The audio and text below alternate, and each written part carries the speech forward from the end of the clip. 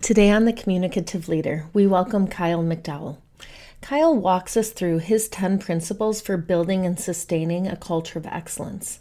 And in this, my friends, he emphasizes the importance of leaders feeling comfortable challenging and engaging with one another. And at the same time, he highlights the need for leaders to lead by example. We know I love this one. And another, to measure themselves by outcome rather than sheer activity.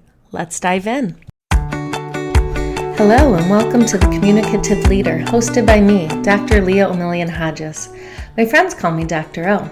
I'm a professor of communication and a leadership communication expert. On The Communicative Leader, we're working to make your work life what you want it to be. Oh, Kyle, thank you for being with us today on The Communicative Leader. And before we dive in, I was hoping you could share a little bit about your background, what inspired you specifically to write Begin with We, 10 Principles for Building and Sustaining a Culture of Excellence. Yeah, you bet, Leah. Really happy to do so. And by the way, thank you for having me today. I've been looking forward to joining you, and you're just doing really important work, and I'm glad to be a part of that. So thank you. And just for context sake, so my background, I spent nearly 30 years in corporate America leading really big organizations. As a matter of fact, my last two roles combined, I led north of 30,000 employees, worked for 3 Fortune 10 firms. And I've always kind of been a student of leadership in a really nerdy way, actually. I love it. Right? In the Takes right one to know place. one, I guess. Yep. Yep. And if that is a true statement, I felt like I was forced into this position almost where I needed to write the book to get a couple of decades of experiences documented, and more importantly, the epiphany moment that I was really fortunate to have at around year 23, 24 of my run in corporate America, which, long story short, I won't spend too much time in it. But, with each passing year, and I don't think I'm alone in this, but with each passing year, I felt myself becoming more and more apathetic and kind of disenfranchised with the whole engine, which is ironic because at those stages, at that point of my career, I was creating environments, I was creating cultures, and I just began to be so disconnected to the environments that I actually was helping create, until I realized there had to be something more. And I took a role in 2017 that required me to lead a $7 billion program, about 14,000 employees, 11 locations. And I just knew that I needed to do something different. If I wanted to feel differently, reconnect with the passion and purpose that I once had, that so many of us kind of seem to lose throughout our careers, that I needed to do something different. And that epiphany moment is what really compelled me to put together these 10 principles called the 10 We's.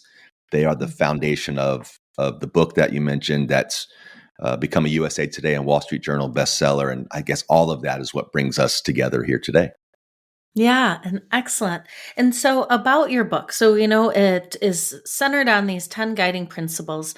And I was wondering if you could share a couple of these with us, maybe those that give us this nice on-ramp to help us understand what we can do to impact positive change at work. Yeah, of course. Happy to. And I always give this caveat because as I share some of the principles, the 10 We's, whether it's just a couple or all of them, invariably there's someone in the audience that's like, well, yeah, no kidding, Kyle. Those are obvious. But I think especially in corporate life, simple does not mean easy.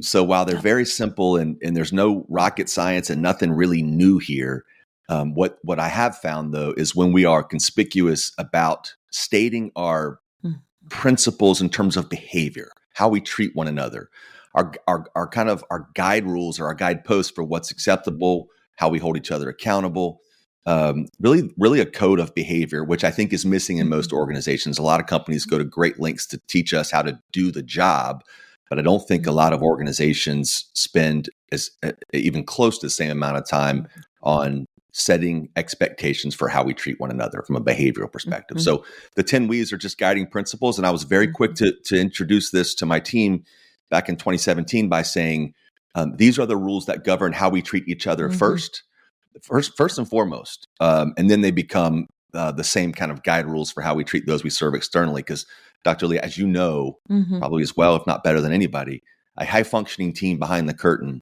is almost always a requirement to do so and be high functioning externally. So we got to start there. With no particular emphasis on one or other, any of the other 10 We's, I'll jump right into my favorite. And that's We number 8. And that's we challenge each other. And that principle is one of the tougher ones for organizations and more specifically leaders to grasp, simply because it requires a check of our ego. Let's face it, historically, throughout the history of business, challenges have almost always been reserved for the boss to team members or boss to next layer boss. But rarely is it not just a nice to have, but an actual obligation to have challenges come from peer to peer, team member to leader, leader to leader, basically every direction. I believe high functioning organizations have challenge as a fundamental component of their existence. And I happen to, by the way, I should also mention, challenges must be grounded in either data or experience. Otherwise, they're just your opinions, and opinions, we all have those, right? And there's a really crass follow-on statement to that, but I'll leave it out, right?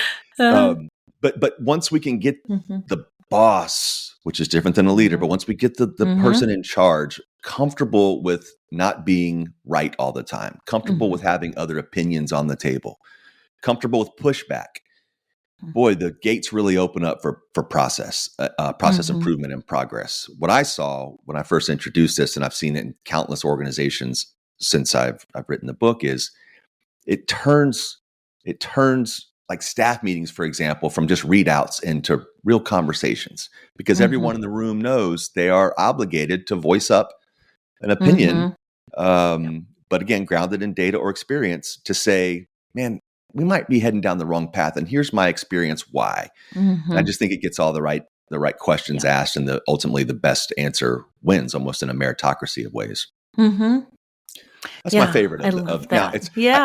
I rarely share that principle without the follow-on principle, which is We number 9, and that's we embrace challenge, because one without the other is chaos. And we want to organize. We want our teams to be open and understand that, business is ripe with life is ripe with challenges. So we can either accept these challenges and get better from them, or we can cower and get lapped and replaced by the competition. So I think those are two really important ones of all the 10.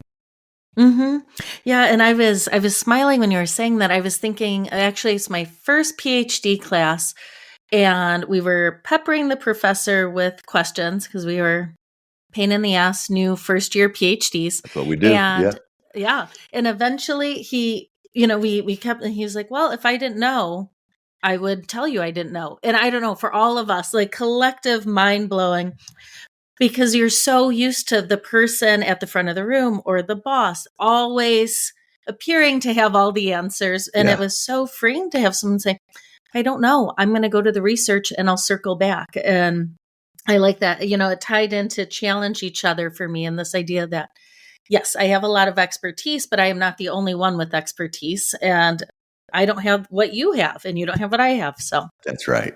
Yeah, and it really is. It's what I've found. So the first 20 plus years of my career, I'm not proud of my approach to leadership. I was kind of a bang my fist on the desk type leader or boss. Results mattered more than how we got them. Doing the right thing was nice to have, but not always essential. And what I found was the less I focus on my own accolades and opportunity and my sphere of influence, the less I focus and use that energy and invest that time and energy into those I lead. And that involves checking that ego, man, and being comfortable being wrong and being comfortable saying, I just don't know. But what do you think? It was a real transformation for me. And the outcomes that I was able to deliver and that our teams were able to deliver were exponentially better in terms of results, but also much more fulfilling, man. It's a lot more fun to lead that way. It's just, Yep. it took me a long time to find it. Yeah. Yeah. Well, that's so neat. And so, speaking of challenges, my next question, I'm wondering, with all the work you do in organizations and maybe even drawing from your previous work, what are some of those common challenges and obstacles that you see leaders face when they're trying to build this culture of excellence?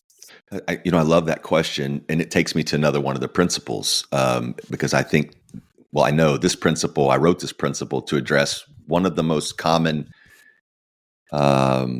ailments, and it's perpetuated at all levels in almost all organizations, and that's this fascination with activity and busyness over outcomes. Mm-hmm. So I have a principle within the 10 W's that is we measure ourselves by outcomes over activity. It's actually we number 7, because I'd love to get your take on this. We wear our calendars almost like a badge of honor. I'm double booked. I'm triple booked. Yeah. I had 13 meetings yesterday. And I used to be kind of head of the line, conflating my busyness with actual impact. And come to find out, I was really mistaken. And I think where I see this most common is in the middle to upper layers of management, setting an example that we measure ourselves by our activity and not the outcome. So I turn that whole paradigm on its ear, and I say, if you can't draw a straight line from an activity in which you're engaged, let's look at our calendars. If I can't draw a straight line from any one of those meetings to an outcome or series of outcomes that I've been assigned, then I should question it. It should be scrutinized. Yep. I mean, I put this quote or this statistic in the book, and there was a study by Korn Ferry a number of years ago that said 35% of respondents would still attend a meeting, even if they knew it would not advance their charter, their responsibilities. So, and I deal with this a lot in my executive coaching, and you'd be surprised, man, how many very senior executives at really big firms, they conflate the two, and they'll say, man, I was so busy yesterday, or I was triple booked. I don't have time to even think some days. Okay, great. And that may be legitimate, but let's actually flip the laptop open and look at your calendar. And let's, on the other side of the ledger, let's have some major responsibilities or accomplishments that you've been assigned that you are chasing this quarter or this year. And if we can't draw lines, man, then we should really question how you're spending that time. Yeah, I couldn't agree more. And I think so much that is an antiquated approach to business that we're moving away from, but many are entrenched in it because it is this tangible where people can see, and we think that is then equated with value. And like you're saying, nope, it's equated with, and sometimes wasting your time getting behind on other priorities and other things that you could actually be making a tangible difference in. My favorite example of this is Uber. And I have to tell you, man, I am really, really happy that my Uber driver put gasoline in the tank before they picked me up. But I'm happier that they got me from A to B. That that stop at the gas station is an activity that is required to deliver an ultimate outcome. I mean, I guess said differently, and sometimes I get I get in trouble for this, but we should measure ourselves by the money. And I don't mean actual transfer of goods for dollars. I mean, if you put your client hat on, would they be excited that you spent your time in 13 meetings yesterday if you can't point to how their relationship or the product or service they're consuming is better for your efforts? Matter of fact, they would want to know, what the hell were you doing all day yesterday in these meetings that didn't help me my cause at all? So activity is very, very important, but only when it's connected to an outcome that we've been assigned. Yep. Couldn't agree with you more. And actually, that's a perfect segue. So my next question, I'm thinking about measurement. I'm thinking about kind of, how do you define and then measure excellence within a culture or an organization? What does that look like? Yeah, it's different for every organization. And depending on where the organization is kind of on their cultural evolution, it has to start with just simply quantifying things like employee engagement.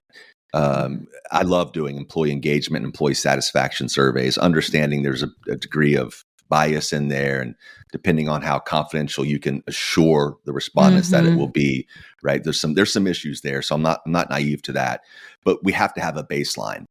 And in the absence of something like that, I always look at things like attrition. How long positions have remained open? Are we having a tough time recruiting really solid candidates and talented folks to join the team? And then there's no substitution for really just spending time with people. So focus groups, whether it be skip level one-on-ones, but just making sure that regardless of how senior you are, how important you think you are, engaging with those that actually do the work, those that are connected to the customers that we serve.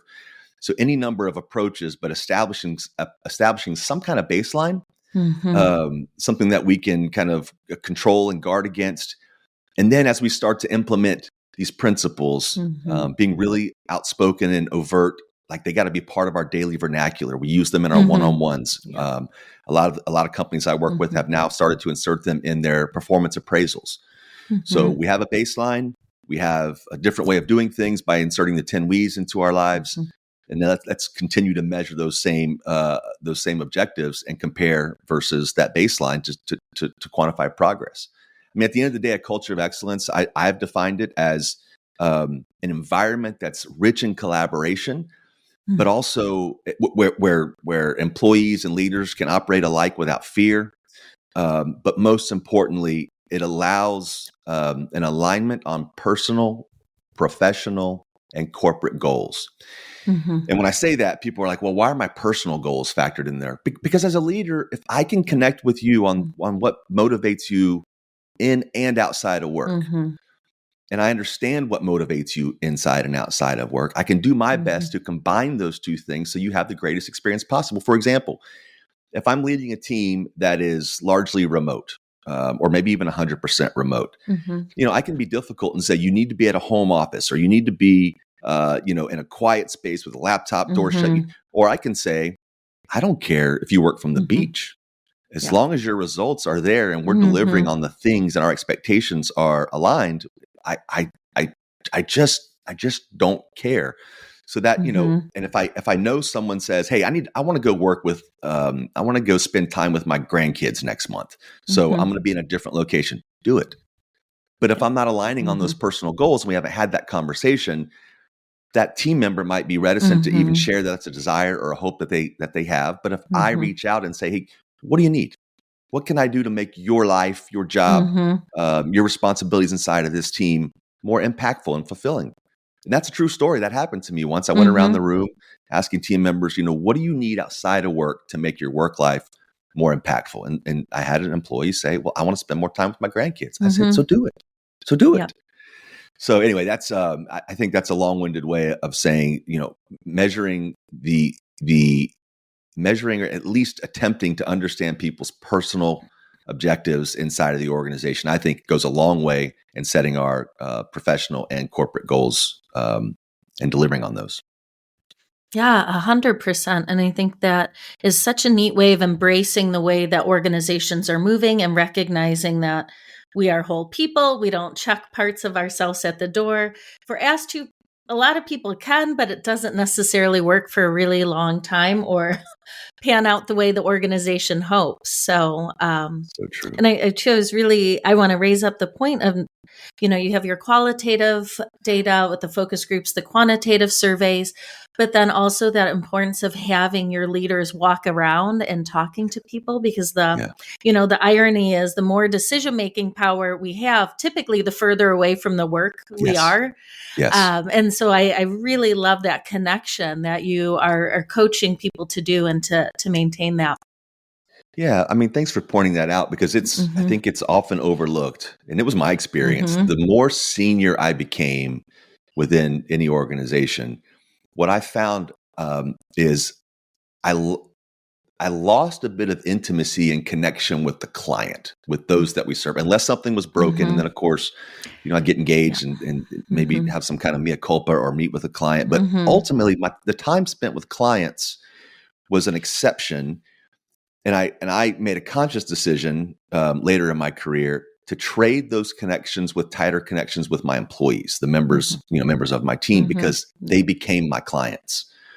So understanding what they need out of this relationship, because it's a two-way street, allowed me to kind of guide and drive the organization to a place where, they felt as if they were heard. I felt as if I had a pretty good pulse check of what our customers were saying. And I think there's a really win-win out of that approach. So yeah, we got to stay connected to those that actually do the work. I know it's hard and it takes more work, but it is the right thing. Yep, exactly. And that actually is a really nice lead in. So I'm thinking about role modeling now, and you're talking about how you're doing that and coaching others. But I'm wondering, from your perspective, what role do leaders play in modeling and promoting this culture of excellence within their organizations? So number 2 is we lead by example. Okay. And I think that is clearly not a new statement. It's almost cliche. But I take it a little bit further to say you're already leading by example.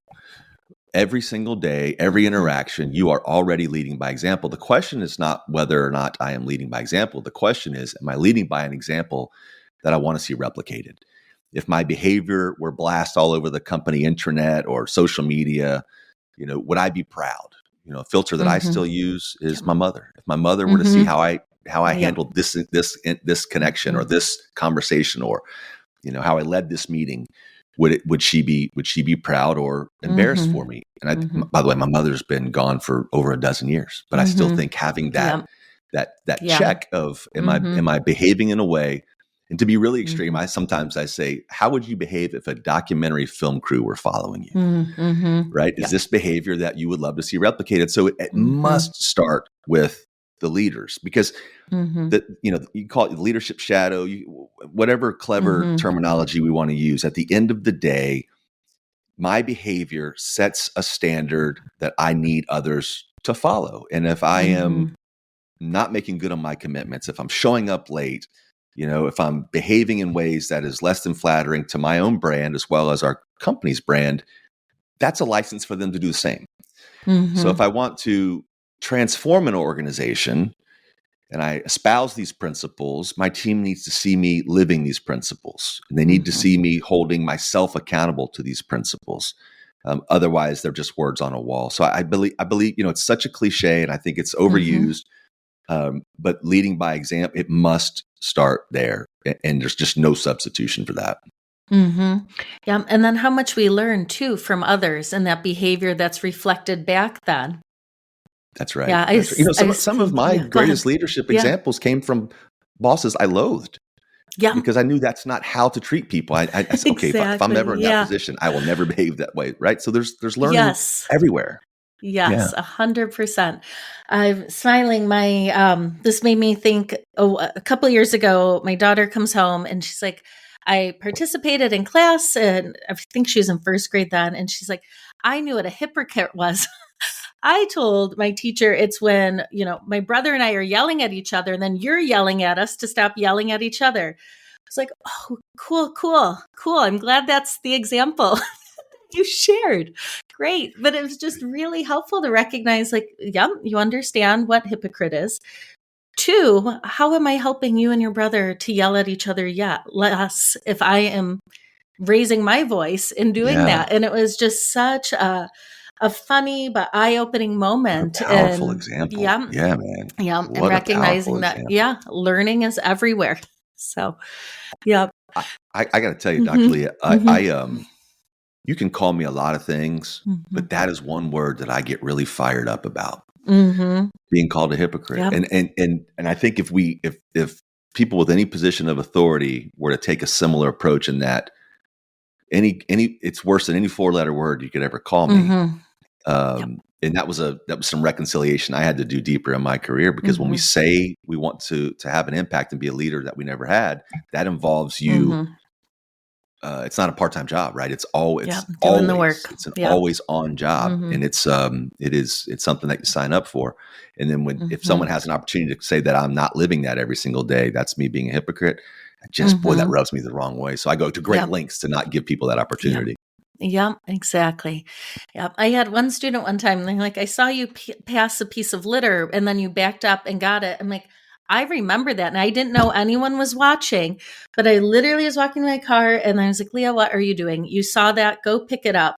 And I had goosebumps when the student brought this up.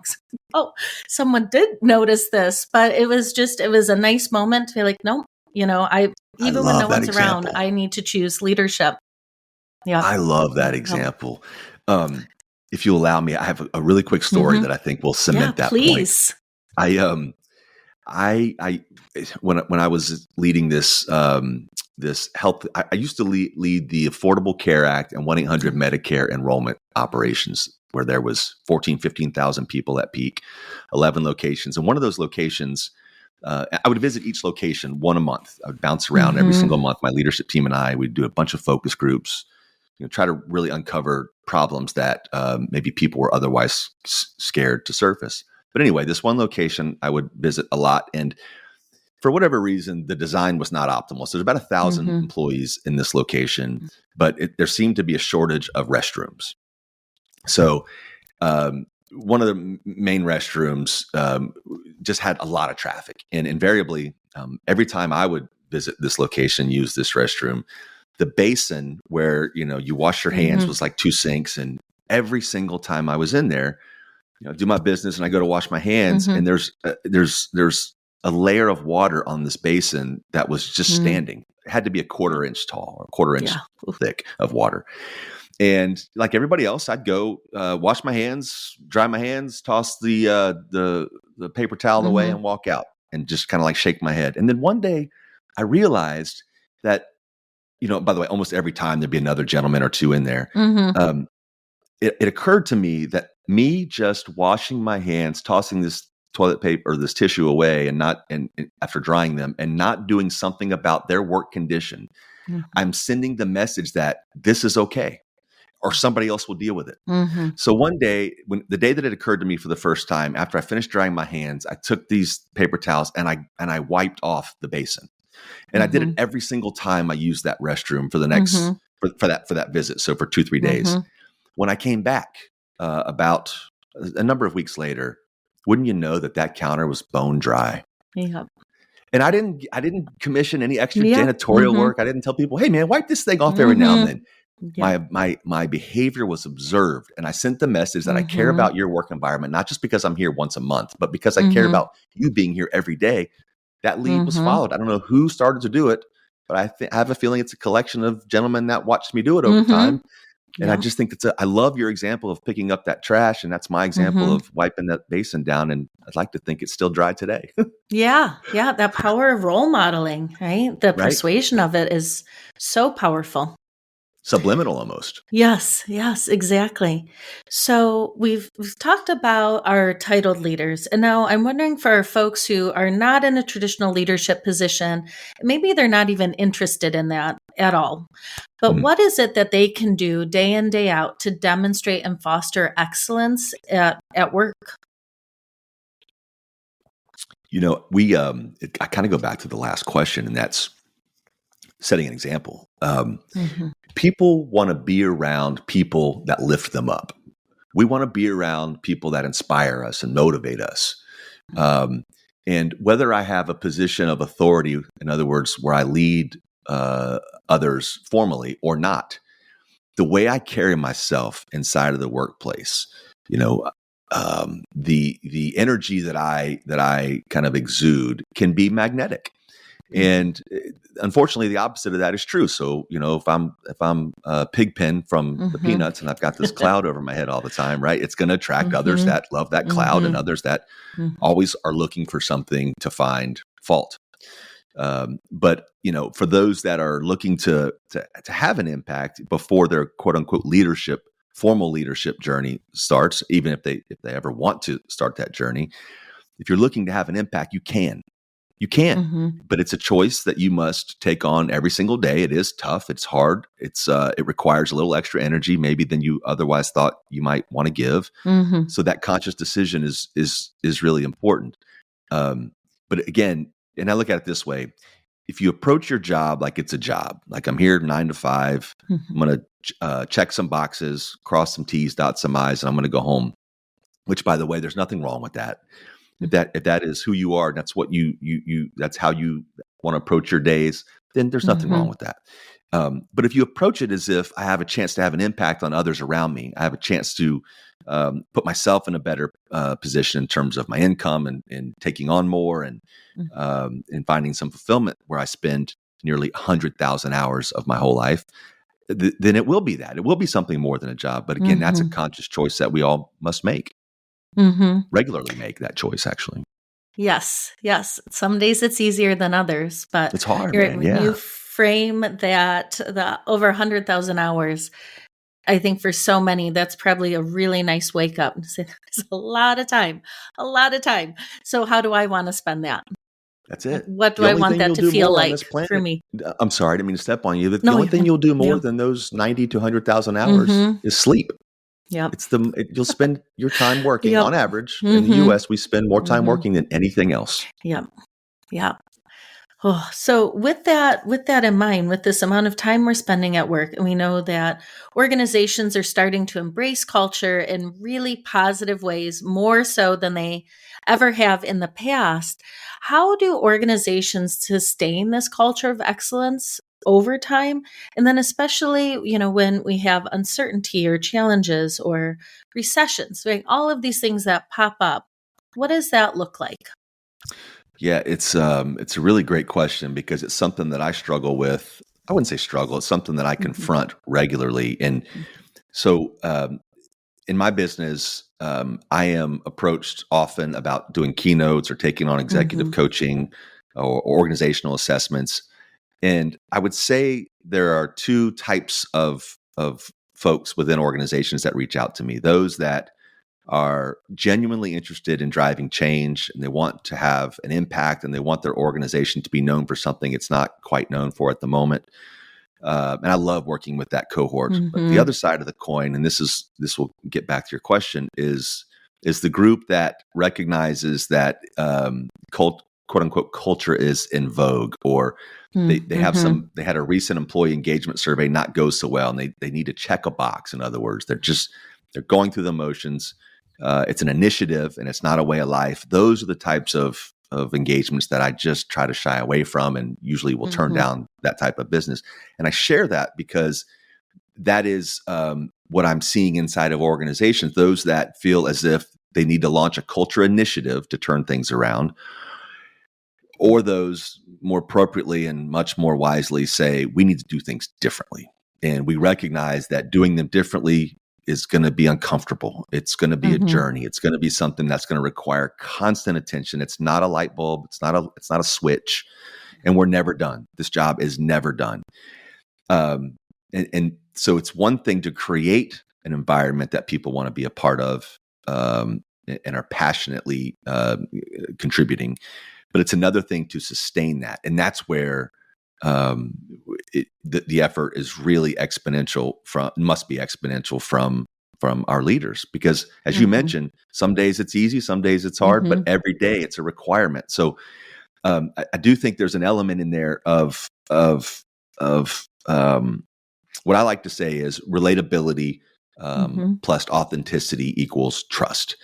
Because you mentioned through the highs and lows, and we have external forces, market forces, competition, the market, whatever is happening, there are going to be challenges. And what I think what separates really high performing organizations that are able to sustain that performance over time is those that are the leaders are real about the challenges that they're facing. They don't turn a cheek and act like nothing's wrong, because that's inauthentic and not relatable.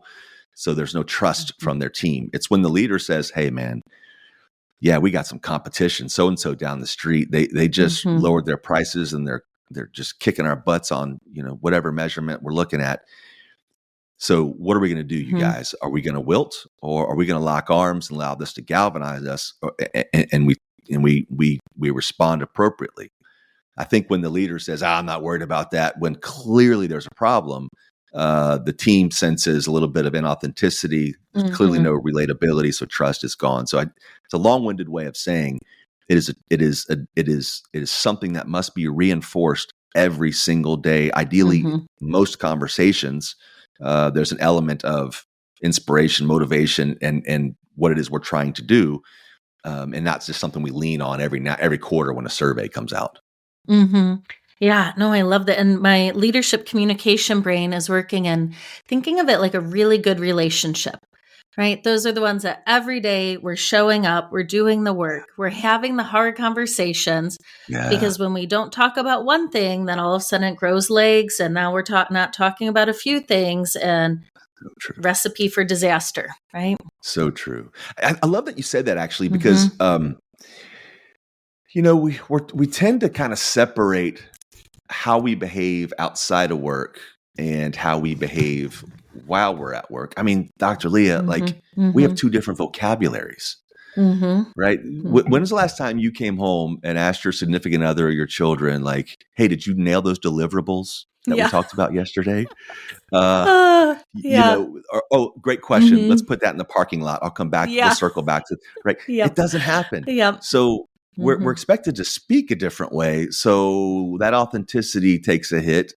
And I think it subliminally bleeds into the rest of our existence, where when we just approach it, like you just said, like a genuine relationship, not a Mm-hmm. boss, an employee, or a work relate. Like, what do Mm-hmm. you need out of this? What do I need out of this? They may be different, and that's okay. But let's align on those needs. Mm-hmm. And I think we're better off for that because we're more Yeah. human.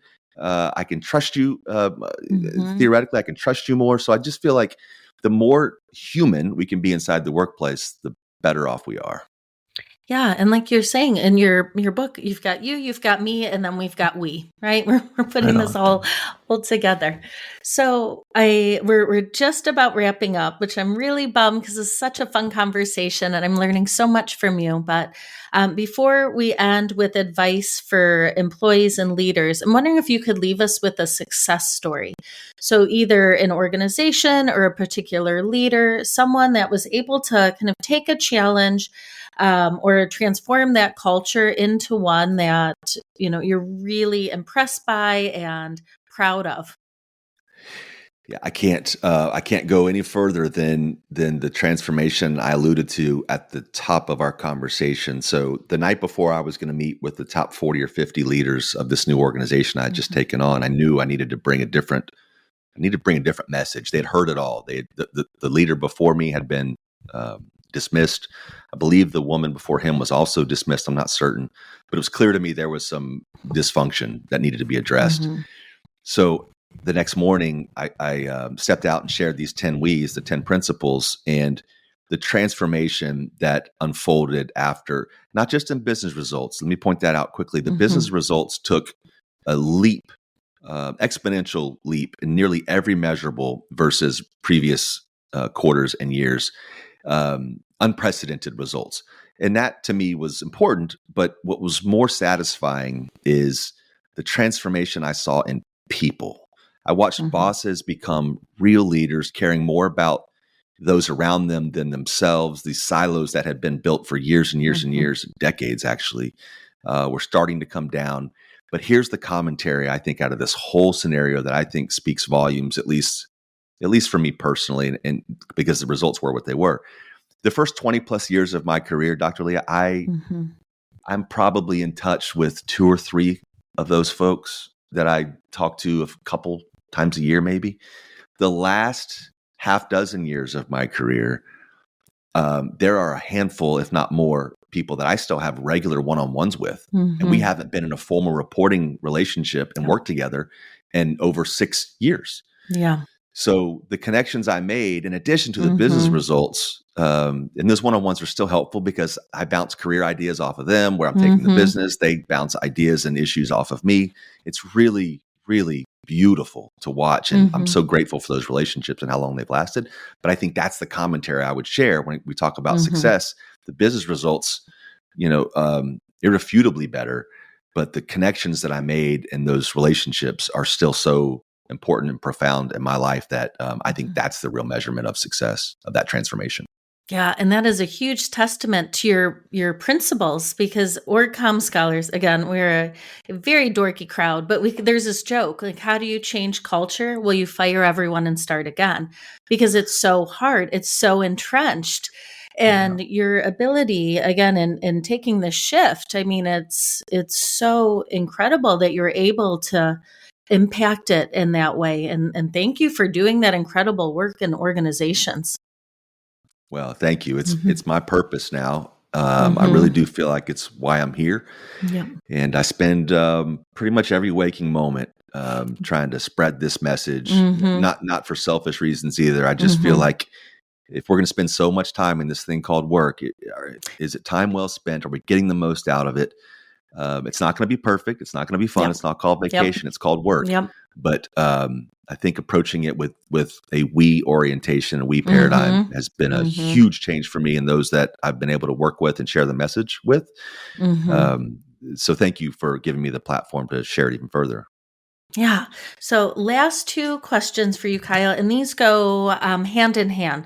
So we always end the communicative leader with advice. It can be challenge, it can be a tip, but advice for our titled leaders and then advice for employees of all ranks across all industries. So what are those kind of two things you want to leave us with? Yeah, so I'm going to go in the opposite order that you teed it up. My advice for anyone actually in workplace or outside of the workplace, you be you, man. You be you. Just be you. Now, I'm not naive. There are environments that won't accept you. And there are environments that will try to filter and even change you. I would submit there are more opportunities than you are even aware of. And there is an organization, there's a team, there's a tribe that will value you for exactly who you are, challenge you to be better than you were the day before, motivate you to really drive results, but also have an impact. And it may take some bouncing around to find that. By the way, I'm not naive to the fact that if you're in an organization or a team that's not checking those boxes for you, I'd encourage you to take the hard steps to start looking for something different. And I understand that that's not always an option for folks because we have commitments and bills and things. And but I just submit you've got to do your very best, and it takes effort to find a scenario that provides you the impact that you want to have, the fulfillment that you deserve, and an environment that allows you to be you. So be you. That's everybody else is taken. And then the advice I would give to leaders, our named leaders, is allow the team to be themselves. Allow members in your circle to be who they are. If they are falling short in an area, it's your responsibility to help pick them up and bring them to the level that you think is appropriate for that role and that person. If you are able to allow folks around you to be their authentic selves, you're going to get more ideas, you'll get more solutions, you'll have some really healthy disagreements, which is really productive. But it's when you try to kind of put this net over people, asking them to speak a certain way, dress a certain way, behave a certain way, just because it caters to your ego. I think that is a recipe for leadership of yesteryear.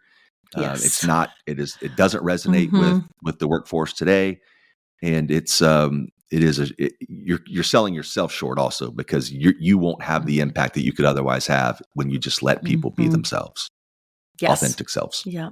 Beautifully, beautifully spoken. And Kyle, thank you again for joining us today in The Communicative Leader. This has been a really energizing conversation.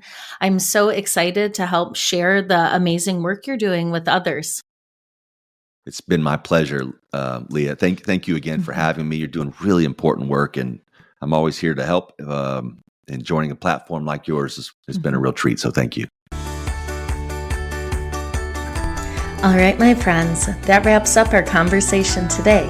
Until next time, communicate with intention and lead with purpose. I'm looking forward to chatting with you again soon on The Communicative Leader.